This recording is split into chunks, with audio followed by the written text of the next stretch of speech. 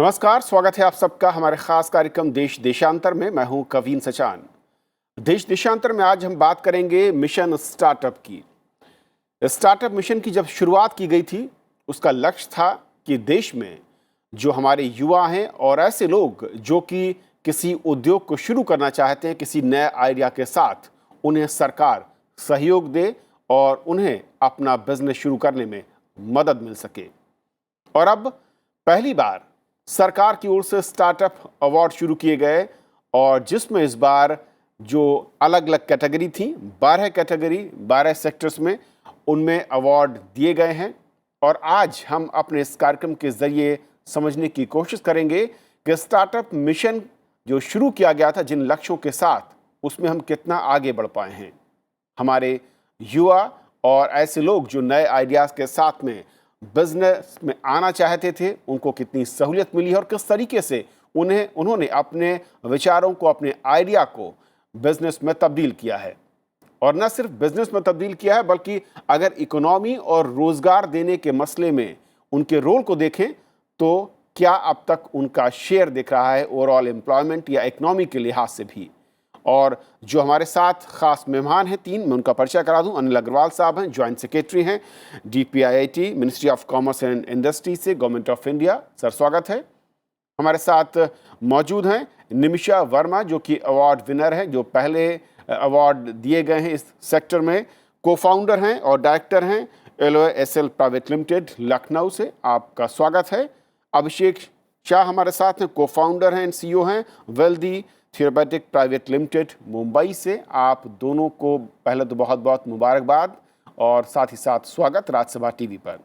शुरुआत में अभिषेक आपसे करना चाहूँगा कि एक वक्त था जबकि बिजनेस के लिए ट्राई करना या अपने कॉन्सेप्ट, थॉट या मैं कहूँ कि आइडियाज़ को इम्प्लीमेंट करना, मिशन स्टार्टअप से पहले जब सरकार इस कॉन्सेप्ट के साथ आ रही थी तो बहुत ही चैलेंज दिख रहा था, बड़ी चुनौती दिख रही थी।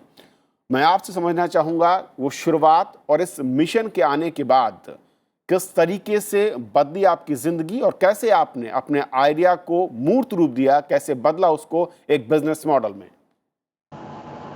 जी, धन्यवाद। आपने ये प्रश्न पूछा।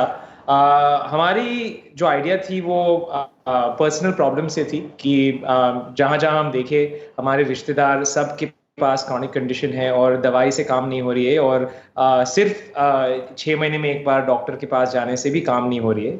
और अगर बाहर से ज़्यादा देखिए तो जितने लोग 1 करोड़ से ज़्यादा जो हमारे भारत के निवासी है, उनका एक्सेस भी नहीं है।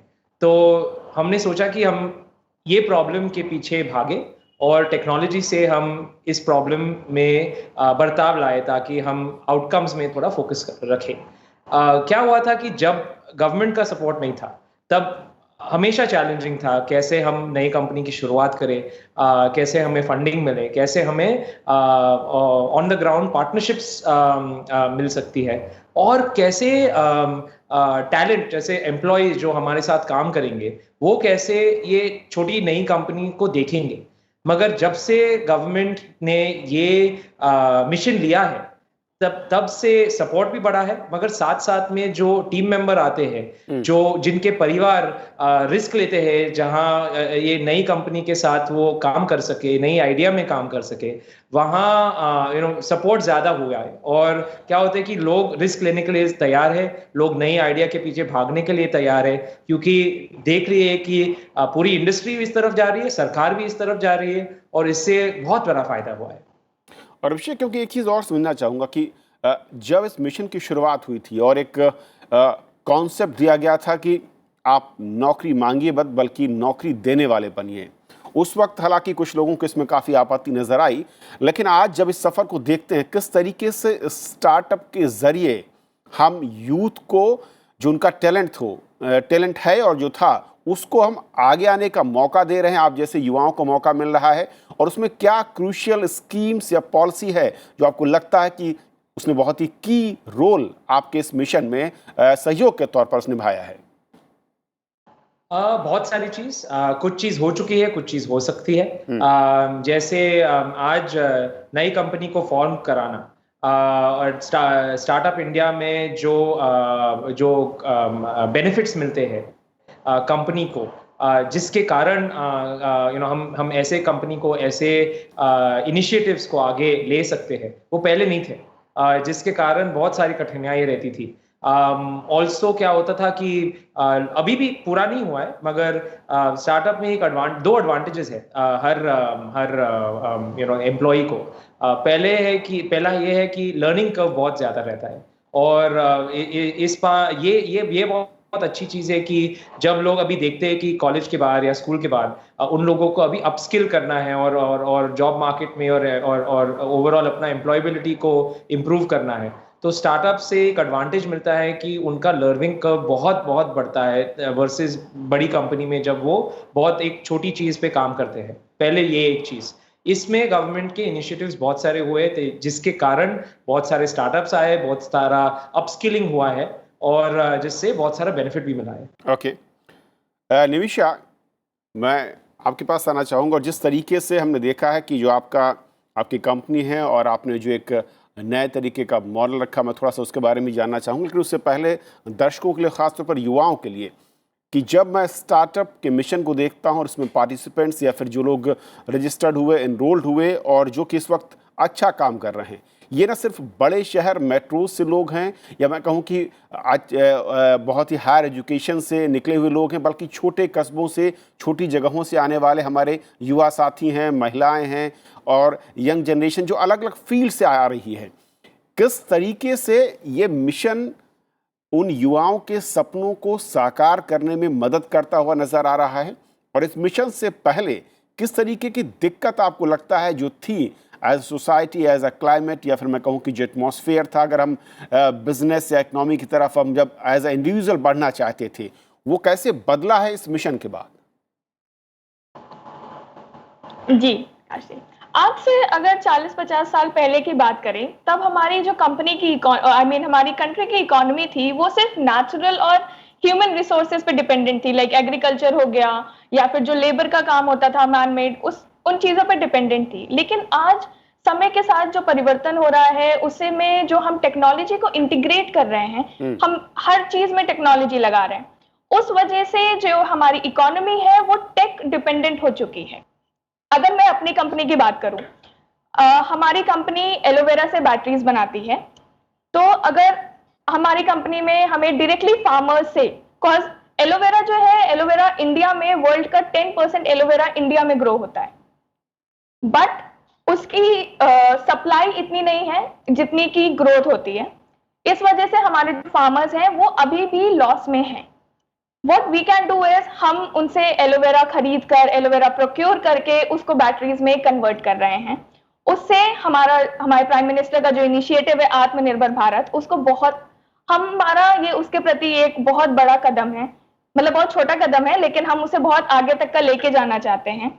आत्मनिर्भर भारत, क्योंकि जब हमारे फार्मर्स आत्मनिर्भर बनेंगे तभी हमारा देश आत्मनिर्भर बनेगा।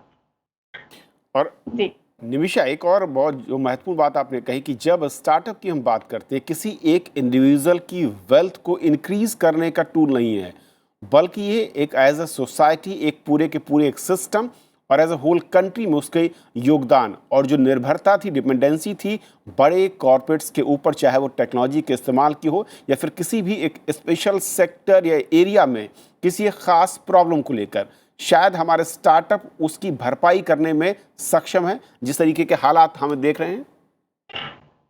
जी, हमारे जितने भी स्टार्टअप्स हैं, स्टार्टअप्स कह लीजिए, छोटी कंपनीज कह लीजिए, लघु उद्योग कह लीजिए, या फिर ऐसे बच्चे जिन्हें स्टार्टअप के बारे में पता नहीं है, लेकिन वो हर प्रॉब्लम को सॉल्व करने का उनके पास एक नया तरीका होता है, वो हमारे लिए हर चीज में सहयोग का काम कर रहे हैं, वो हमें हर चीज में सहयोग कर रहे हैं। अभी तक क्या होता था, हम किसी भी प्रॉब्लम के लिए या तो कंपनी या फिर हम जितने भी बड़े संस्थान हैं, बड़े इंस्टीट्यूशंस हैं, उनके पास जाते थे, जबकि अगर हम अपने मिट्टी से जुड़े लोगों के पास जाएं, गांव के लोगों के पास जाएं, तो उनके पास प्रेजेंटेशन स्किल्स नहीं है, उन्हें लैंग्वेज प्रॉब्लम आता है, इस वजह से वो अपना जो इनोवेशन है वो नहीं दिखा पाते हैं सबको, जबकि उनके पास हर चीज का एक नया सॉल्यूशन होता है। अगर आप एक छोटी सी चीज ले लीजिए कि इवन अगर उनके पास मोबाइल फोन नहीं होगा स्कूल के लिए तो वो हाथ पे हाथ धरकर बैठते नहीं हैं। इनफैक्ट वो कहीं और जाएंगे, वो किसी सब लोग मिलकर टीवी का इंतजाम करेंगे या कुछ भी करेंगे, बट वो खाली नहीं बैठेंगे। तो अगर हम उनके माइंडसेट को यूज कर सकें, अगर हम उन्हें एक ऐसा प्लेटफॉर्म प्रोवाइड कर सकें जो कि हमें स्टार्टअप इंडिया के थ्रू और स्टार्टअप इनिशिएटिव्स के थ्रू मिल रहा है, तो उससे हमारा देश खूब आगे बढ़ सकता है और खूब तरक्की हो सकती है। राइट। अनिल जी, मैं आंकड़े देख रहा था, हालांकि कोरोना के चलते थोड़ी सी रफ्तार में, मैं कहूँ हल्का सा स्पीड ब्रेकर का काम इस कोरोना के माहौल ने किया, लेकिन इसके बावजूद जो परफॉर्मेंस है स्टार्टअप्स की वो बहुत ही पॉजिटिव दिख रही है और उसका जो ट्रेंड है, जो कर्व है, वो बहुत अच्छे से ऊपर की तरफ जाता दिख रहा है। मेरा पहला बड़ा सवाल ये कि सर, जो मिशन और जो मोटिव नज़र आ रहा था, जिसका दोनों ही हमारे पैनलिस्ट ने जिसकी तरफ इशारा किया कि लोकल लेवल पर जिस तरीके के पास इन्वेंशंस आइडियाज़ हैं उनको ज़मीन पर उतारना, और वर्ल्ड के लेवल पर इंडिविजुअल नहीं बल्कि सोसाइटी और एज अ कंट्री के तौर पर बेनिफिशियरी के तौर पर उन्हें खड़ा करना। माननीय प्रधानमंत्री जी ने जब स्टार्टअप इंडिया इनिशिएटिव का प्रारंभ किया था तो उन्होंने एक बहुत बड़ी बात कही थी। उन्होंने कहा था स्टार्टअप वो नहीं है कि जब हम अपने लिए पैसा बनाने की कोशिश करें, स्टार्टअप वो होगा जब हम अपने समाज की रियल समस्याओं को सॉल्व करने की कुछ प्रयास करें, कॉमन आदमी की जो समस्याएं हैं क्या उनका निदान करने में हम बेहतर योगदान दे सकते हैं। ये एक माननीय प्रधानमंत्री जी का एक विजन था। स्टार्टअप इंडिया कार्यक्रम के तहत भारत सरकार ने बहुत सारे योजनाएं बनाई, बहुत सारे अलग अलग बेनिफिट्स दिए, और उसके बाद में एक जो अभी नया, जो सबसे नया इनिशिएटिव हमारा था वो ये था कि हमने ये सोचा कि अब जब स्टार्टअप इंडिया इनिशिएटिव को लगभग 4 साल हो गए, और 4 साल होने के बाद में पूरे हमारे जितने स्टेट्स हैं, 28 स्टेट्स हैं, 8 यूनियन टेरिटरीज हैं, हर यूनियन टेरिटरी में, हर स्टेट में सभी राज्य सरकारों ने स्टार्टअप्स को प्रोत्साहन देने के लिए स्टार्टअप स्पेसिफिक पॉलिसीज भी बनाई। और हम ये अब देखते हैं कि आज देश में 37,000 से ज्यादा स्टार्टअप काम कर रहे हैं पूरे देश में। और वो इनफैक्ट इस बार अभी फरवरी 2020 में लक्षद्वीप जैसी जगह में, जहां पर एक कोई स्टार्टअप नहीं था, वहां से भी एक स्टार्टअप अभी पैदा हुआ है। तो ये देख करके बहुत आनंद आ रहा है कि अब ये जो हमारा स्टार्टअप का अभियान है ये हमारे देश में दूर दूर तक पहुंचा है। पहले तो किसी को मालूम नहीं था कि स्टार्टअप होता क्या है। सरकार में हमें नहीं मालूम था स्टार्टअप क्या होता है। हमने धीरे धीरे करके राज्य सरकारों में इसकी कैपेसिटी बिल्ड किया, वहां पर पॉलिसीज बनवाई, काफी अवेयरनेस क्रिएट किया, और धीरे धीरे करके अब हम इस स्थिति में आए। हमें लगा कि जब हमने देखा कि ग्रास रूट लेवल पर ग्लोबल लेवल का इनोवेशन हो रहा है, तो क्यों ना हम ऐसे कुछ योजना बनाएं जिसमें कि हम देश में हो रहे सबसे अच्छे इनोवेशंस को सारे देश के सामने लाएं और ये कहें कि देखिए ये बच्चे हैं या ये कंपनियां हैं जो ओरिजिनल काम कर रही हैं, हमारे देश की समस्या का निदान कर रही हैं, और ये हमारे देश से इवन ग्लोबल लेवल पे जाकर के ये कंपनियां ग्रो कर सकती हैं। इस सोच के साथ में हमने पिछले साल नवंबर दिसंबर में स्टार्टअप अवार्ड्स का अनाउंसमेंट किया था, और जनवरी तक उसके एप्लीकेशन मांगी गई थी। आपको ये जान के बहुत खुशी होगी कि कुल मिलाकर के हमारे पास 1641 एप्लीकेशंस आई। इकोनॉमी के 12 सेक्टर्स हैं जिसमें agriculture, education, food, energy, health, security, urban services, tourism, space, इस तरह के 12 अलग अलग इकोनॉमी के सेक्टर्स हमने लिए, और हर एक में अलग अलग कैटेगरीज बनाई।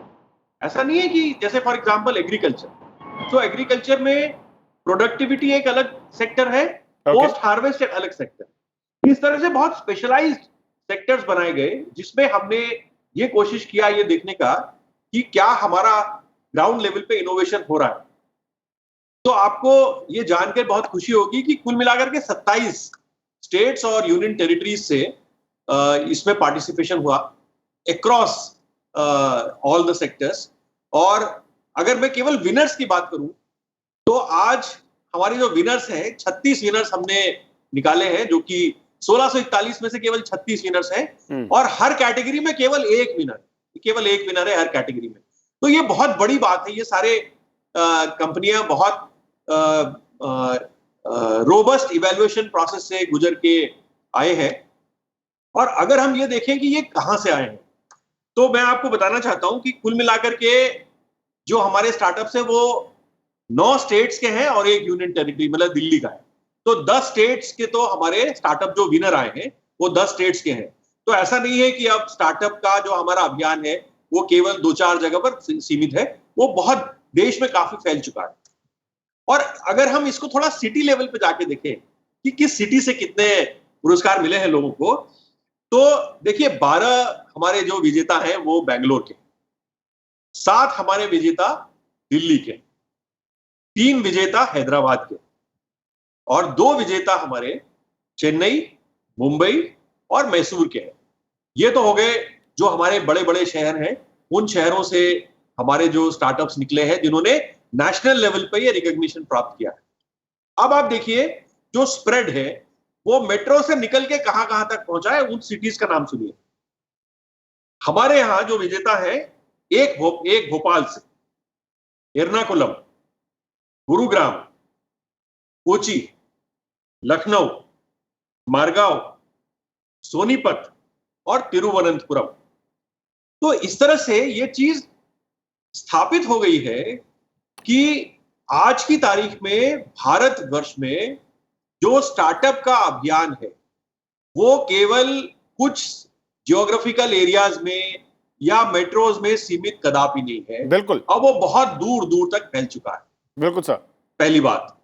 दूसरा, ये केवल एक किसी सेक्टर में लिमिटेड नहीं है। आप ये नहीं कह सकते कि ये केवल एग्रीकल्चर में काम कर रहे हैं, ये केवल एनर्जी में काम कर रहे हैं, स्पेस में काम कर रहे हैं। हर सेक्टर में हमने ये असेसमेंट करने की कोशिश की कि ये जो 36 विनर्स हैं इनमें से कितने ऐसे हैं जो हमारे देश की रियल प्रॉब्लम्स को सॉल्व कर रहे हैं। तो ये हमें जान के बड़ी खुशी हुई कि पूरे के पूरे 36, आप इवेल्युएट कर लीजिए, सारी लिस्टें अब तो पब्लिक डोमेन में है, ये सब हमारे देश की रियल प्रॉब्लम्स को सॉल्व कर रहे हैं। अभिषेक, क्योंकि 2 चीजें, एक तो ये कि नए लोग और इनिशिएट लें, अपना स्टार्टअप को शुरू करें, वो रास्ते की जो अड़चने मैं थोड़ा सा समझना चाहूँगा, क्योंकि आप लोगों का एक लंबा अनुभव हो चुका है। क्या है जहाँ पर आपको लगता है कि और ज़्यादा सहूलियत या और ज़्यादा पॉलिसी लेवल पर कुछ उसमें अमेंड करने की ज़रूरत है? और दूसरा, जो स्टार्टअप हमारे इस वक्त बेस्ट परफॉर्मर हैं, उनके नेक्स्ट लेवल पर जाने के लिए क्या उन्हें और चाहिए? तो मैं एक एग्जांपल देना चाहता हूँ। फॉर एग्जांपल जैसे यहाँ स्टार्टअप इंडिया अवार्ड्स है, साथ साथ में भारत सरकार के बहुत सारे इनिशिएटिव में एक बर्ताव आ रहा है। जैसे नेशनल हेल्थ अथॉरिटी का आयुष्मान भारत देखिए, वहाँ पहली बार उन्होंने एक इनिशिएटिव दिया है जहाँ वो डिजिटल हेल्थ कंपनीज स्टार्टअप्स के साथ काम कर रही है, और उनमें से भी हम अभी इफेक्टिव ये महीने से हम वो कोहॉर्ट में हैं जहाँ हम पेशेंट सपोर्ट और पेशेंट केयर में आयुष्मान भारत के साथ अभी काम करना चालू कर रहे हैं, उनके मार्केट एक्सेस प्रोग्राम में। ऐसे इनिशिएटिव कभी नहीं थे, और उसका मतलब कि अगर मुझे आज कोई भी डिस्ट्रिक्ट के साथ, कोई भी स्टेट के साथ, कोई भी पब्लिक हेल्थ सिस्टम के साथ काम करना है तो इतना ब्यूरोक्रेसी था और इतना रेड टेप था, और फिर अगर पूरा होता है तो अगर उसके ऊपर भी हम गए तो फंडिंग कहाँ से आएगा, और ये इनिशिएटिव और ये पायलट्स ऑन द ग्राउंड उसका वैलिडेशन कौन करेगा, वहाँ कोई लाइन ऑफ साइट नहीं था। अभी क्या हो रहा है कि जैसे ये स्टार्टअप्स अवार्ड्स है, साथ साथ में भारत सरकार के बहुत सारे डिपार्टमेंट्स में यूज़ ऑफ टेक्नोलॉजी ज़्यादा हो रही है, और वो यूज़ ऑफ टेक्नोलॉजी में भारत सरकार देख रही है कि बहुत सारा हम इंटरनल बना सकते हैं, मगर हमारी जिम्मेदारी है प्लेटफॉर्म बनाना और फिर इकोसिस्टम एंटरप्रेन्योर्स को अंदर लाना, और वो ये टेक्नोलॉजी और उनकी टेक्नोलॉजी को कंबाइन करके रियल वर्ल्ड प्रॉब्लम्स को सॉल्व करें। तो क्या हो रहा है कि ऑलरेडी बहुत सारी चीज़ पॉलिसीज़ में आ रही है, इनिशिएटिव्स में आ रही है, डिपार्टमेंट्स में आ रही है, क्योंकि आप जितना भी करो, जहां आप यू मेक इट ज़्यादा इजी बनाओ कंपनी फॉर्म करने के लिए, या ज़्यादा इजी बनाओ कंपनी फोल्ड अप करने के लिए, वो ये पॉलिसी पे होता है। मगर ऑन द ग्राउंड जब तक ऐसे इनिशिएटिव्स नहीं होते हैं जहां स्टार्टअप्स पब्लिक हेल्थ के साथ फॉर एग्जांपल हमारी तरह से कि काम कर सकती है, तब तक आइडिया ही रहेगा, मगर एक्सिक्यूशन ऑन द ग्राउंड कभी नहीं रहेगा। और क्या होता है कि जब वो नहीं मिलता है, स्टार्टअप्स के पास कोई दूसरा चारा नहीं है, उनको प्राइवेट सेक्टर में काम करना पड़ता है, उनको इंटरनेशनल मार्केट्स में काम करना पड़ता है, और बहुत सारा जो टैलेंट है जो इंडिया में भारत के निवासियों के साथ उनके क्वालिटी ऑफ लाइफ को इम्प्रूव कर सकते हैं, वो वहाँ नहीं जा सकते हैं, क्योंकि वहाँ रेवेन्यू मॉडल्स नहीं है, वहाँ प्रॉफिटेबिलिटी नहीं है, वहाँ लाइन ऑफ साइट नहीं है स्केल का, और उनको इंटरनेशनल जाना पड़ता है। इनोवेशंस इंडिया से ग्लोबल लेवल के हैं बहुत सारे। निमिषा, क्योंकि आप जिस स्टार्टअप के ज़रिए आपने जो अवार्ड जीता है वो रूरल इंडिया या किसानों या एग्री सेक्टर से जुड़ा हुआ है, क्या और आपको लगता है जो अड़चनें या रुकावटें हैं जिसको अगर दूर किया जाए तो सेक्टर में और ज़्यादा बड़े बदलाव जो हम लक्ष्य हमने रखे हैं वो हासिल हो सकते हैं? जी, सबसे पहले तो अगर मैं बदलाव की बात करूँ तो सरकार की तरफ से तो काफ़ी बदलाव आ रहे हैं। सबसे पहले तो अभी जो फार्मर्स के लिए बिल हमारे जो है रिलीज़ हुआ है, वो बिल हमारे केस में तो बहुत ही ज़्यादा बेनिफिशियल है। क्यों? क्योंकि अब हम डायरेक्टली फार्मर्स से जो एलोवेरा है वो ले पाएँगे। हमें उनके हमारे और फार्मर्स के बीच में कोई मतलब कोई भी बीच का पर्सन नहीं है जिसकी वजह से कोई भी प्रॉब्लम आए या फार्मर्स को कम प्राइस मिले। सेकेंडली अगर मैं बात करूं एग्रीकल्चर सेक्टर की, तो एग्रीकल्चर ऐसा सेक्टर है जहां पे चाहे कुछ भी हो जाए, जैसे कि अभी ये कोविड-19 आया, सब कुछ बंद हुआ, लेकिन हमारा एग्रीकल्चर सेक्टर, हमारा फार्मर, हमारी ग्रोसरी शॉप्स, ये खाने की चीजें, खाद्य उत्पाद ऐसे हैं जो कभी बंद नहीं हो सकते। तो हमें इनके लिए कुछ ना कुछ रिफॉर्म्स, कुछ ना कुछ फैसिलिटीज और क्या कहते हैं प्रोविजंस हमें चाहिए ही होते हैं। अगर हम ग्राउंड लेवल की बात करें तो हमें सबसे पहले तो जो फार्मर्स हैं उनको एक प्लेटफॉर्म देने की ज़रूरत है। बहुत जगह ये पॉलिसीज आ रही हैं, बहुत हो रहा है, बट अगर हम सच में ग्राउंड लेवल की बात करें तो अभी भी बहुत प्रॉब्लम्स हैं, वहाँ पर नहीं पहुँच पा रही हैं चीज़ें। जैसे अभिषेक ने कहा कि बहुत से ऐसे स्टार्टअप्स हैं, बहुत से ऐसे लोग हैं जिन्होंने बाहर तो अपनी प्रतिभा दिखाई, बट यहाँ आकर उन्हें प्रॉब्लम हो रही है। तो हम भी उन्हीं में से एक हैं, क्योंकि लास्ट ईयर हम ग्लोबल लेवल पर जीत कर आए थे प्राइज, हम ग्लोबल विनर बने थे श्नाइडर की तरफ से, लेकिन हमें यहाँ पर आकर काफी दिक्कतों का सामना हुआ। निमिषा, मैं इसीलिए चाह रहा था कि स्टार्टअप इंडिया इनिशिएटिव्स, आप टू द पॉइंट जो भी आपको लगता है कि हर्डल्स हैं, क्योंकि हमारे साथ अनिल जी हैं और मैं उम्मीद करता हूं कि आप लोगों के सुझावों पर सरकार गौर करेगी और उसमें बदलाव करने की पूरी कोशिश भी करेगी। तो जो सुझाव आपको लगता है जो बदलने लायक है, जिसमें ज़रूरत है, वो क्या क्या आपकी नज़र में है? मेरी नजर में तो सबसे पहले हमारे फार्मर्स को ही एक प्लेटफॉर्म देने की जरूरत है जिससे कि वो ग्रो कर सके। दूसरा, जितने भी रूरल एरियाज हैं वहां पर ये जितने भी स्टार्टअप्स के अवेयरनेस कैंपेन्स हैं, वहां से हमें उन्हें प्रोत्साहन प्रोवाइड करने की जरूरत है, क्योंकि वहां पर जैसा कि मैंने पहले भी कहा इनोवेशन है, लेकिन उन्हें पता नहीं है कि उसको सबके सामने कैसे रखा जाए। बस यही मेरा सुझाव है। अनिल जी, वक्त कम है, लेकिन मैं चाहूंगा कि जब हम नेक्स्ट लेवल पर ले जाने की बात करें, और जो दोनों पैनलिस्ट ने थोड़ा इशारा भी किया कि कुछ चीज़ें अभी भी हैं, ऐसे हर्डल्स हैं जो कि शायद इंटरनेशनल लेवल पर परफॉर्म जब वो कर लेते हैं, लेकिन हमारी जो डोमेस्टिक मार्केट है वहाँ पर कहीं कुछ थोड़ी सी रुकावट है जिसको दूर करने की ज़रूरत है। कविन जी, मैं आपको ये बता दूं कि ये जो स्टार्टअप्स की प्रॉब्लम्स हैं, हम लोग लगातार इनसे बात करते हैं। और बात करने के बाद में जो इनके इश्यूज होते हैं, हम लोग कंटिन्यूअसली उन इश्यूज पे काम करते हैं।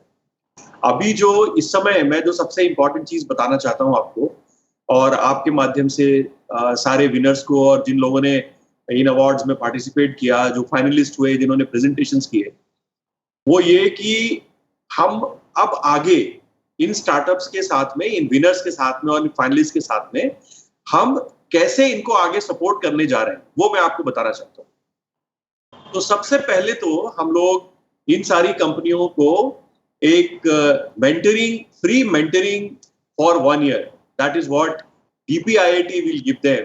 और जो हमारे ये जितने विनर्स हैं या जितने 192 कंपनीज हैं जो फाइनलिस्ट हैं, उनकी इच्छा के अनुसार हम उनसे पूछेंगे कि आप बताइए कि अगर आपको कोई गाइड चाहिए, आप किससे आप गाइडेंस लेना चाहेंगे एक साल में। और ऐसे हमारी स्टार्टअप इकोसिस्टम में बहुत वरिष्ठ लोगों से बात हुई है, वो सब बहुत प्रोत्साहित हैं, क्योंकि वो they want to give back to the society, guide करना चाहते हैं बच्चों को, और इसमें कोई कॉस्ट नहीं है। तो एक तो ये होगा। दूसरा, हमारे बहुत सारे जैसे सिडबी में हमारा एक फंड ऑफ फंड्स है, वेंचर कैपिटल एसोसिएशन है, इंडियन एंजल नेटवर्क का एक अपना फंड है, और भी बहुत सारे इन्वेस्टर्स हैं। उन सारे इन्वेस्टर्स ने ये कहा है कि हम इन सारे 192 कंपनीज से बात करना चाहते हैं, हम इनकी पिचिंग करना चाहते हैं, और अगर इनको इन्वेस्टमेंट की आवश्यकता है तो हम इनको इन्वेस्टमेंट देना चाहते हैं। बहुत अच्छा। ये जो चीज है ये इन कंपनियों को चाहिए, और आई एम श्योर ये इनके लिए बहुत बहुत यूजफुल। तीसरी बात जो मैं बताना चाहता हूं वो ये कि इनमें से बहुत सारे स्टार्टअप्स ऐसे हैं जिनकी सेवाओं को सरकारी विभाग डायरेक्टली यूज कर सकते हैं। हम इन सारे स्टार्टअप्स को गवर्नमेंट के रिलेवेंट डिपार्टमेंट से कनेक्ट करने का प्रोग्राम बना रहे हैं, जैसा कि अभी अभिषेक ने कहा कि वो आयुष्मान भारत के साथ कर रहे हैं। इसी तरह से हम उनको सारे राज्य सरकारों के विभागों से, केंद्र सरकारों के विभागों से जोड़ने का प्रयास करेंगे, और ये प्रयास करेंगे कि सरकारी विभाग पायलट प्रोजेक्ट्स दें इन बच्चों को और इनके साथ में हमारे देश की प्रॉब्लम्स को सॉल्व करने में, जिससे कि हमारी सिटीजन सर्विस डिलीवरी, सरकार की सिटीजन सर्विस डिलीवरी जिसमें इंप्रूव हो सके। एक और चौथी बात है जो कि बहुत इंपॉर्टेंट है, हमारे जितने बड़ी बड़ी इंडस्ट्री के लीडर्स हैं उन्होंने सबने कहा है कि हम सब इन सारे विनर्स और फाइनलिस्ट से कनेक्ट करना चाहते हैं। We are creating a special corporate connect programs, जिसमें कि इन सारे स्टार्टअप्स को मौका मिलेगा कि ये बड़े बड़े इंडस्ट्री लीडर से बात कर सके और अपने इनोवेशन के बेसिस पे न सिर्फ कॉर्पोरेट्स के लिए उनके प्रोडक्ट्स को डेवलप करें, वो करें, नए प्रोडक्ट्स, डिफरेंशिएटेड प्रोजेक्ट डेवलप करें, बल्कि उसमें इनके जो आईपीज वगैरह हैं उनसे इनको ज्यादा बिजनेस भी मिलेगा, रॉयल्टीज भी मिलेंगी और ज्यादा जॉब्स भी क्रिएट होंगे। इस पूरे मिशन का जो सबसे बड़ा फायदा हुआ है वो ये हुआ, हमारे पेरेंट्स की मानसिकता में कुछ परिवर्तन हुआ है। पहले जब हम ये सोचते थे कि बच्चा अगर उसको नौकरी नहीं मिली इंजीनियरिंग करने के बाद में या मेडिसिन करने के बाद में तो वो बेकार है। आज की स्थिति में ऐसा नहीं है। अगर आप देखें अच्छे अच्छे इंजीनियरिंग कॉलेजेस में, आईआईटीज में, एनआईटीज में टॉपर्स बच्चे, they are not actually joining jobs, they want to do something on their own, and this is the culture of risk taking, this is the culture of innovation that our honorable prime minister had dreamt of.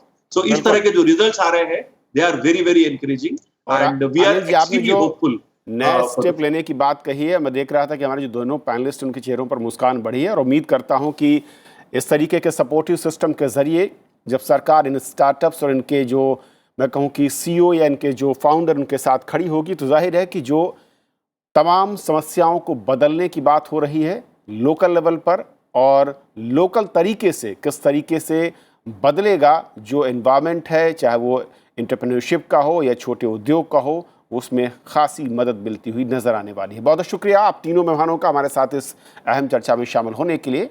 तो आज फिलहाल इतना ही, नमस्कार।